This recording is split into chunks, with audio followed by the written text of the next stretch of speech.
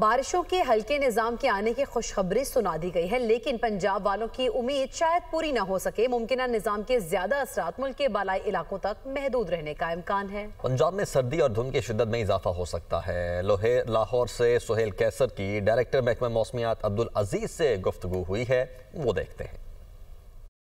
بالکل جی، ہمارے ساتھ اس وقت موجود ہیں ڈائریکٹر محکمہ موسمیات عبدالعزیز صاحب۔ گفتگو کر لیتے ہیں جی، ہو سکتا ہے کوئی بارش کی خوشخبری سننے کو مل ہی جائے۔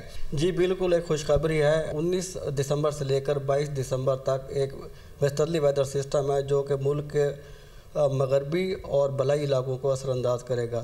اس ویدر سسٹم کے تحت بلوچستان کے پہاڑی علاقوں، بلائی KPK، GB اور کشمیر میں اچھی برف باری کے امکانات ہیں۔ پنجاب کے بارے میں بتائیے، کوئی ادھر کو ابھی رخ کرے گا وہ سسٹم یا نہیں؟ اس سسٹم کے تحت پنجاب میں کوئی خاطر خواہ بارشیں تو نہیں ہیں۔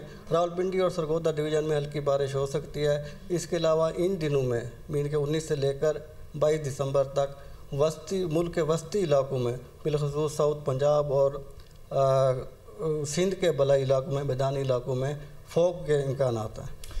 بہت شکریہ سر۔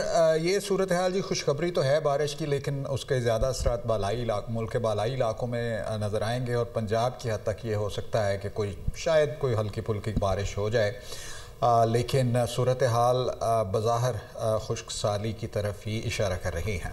جی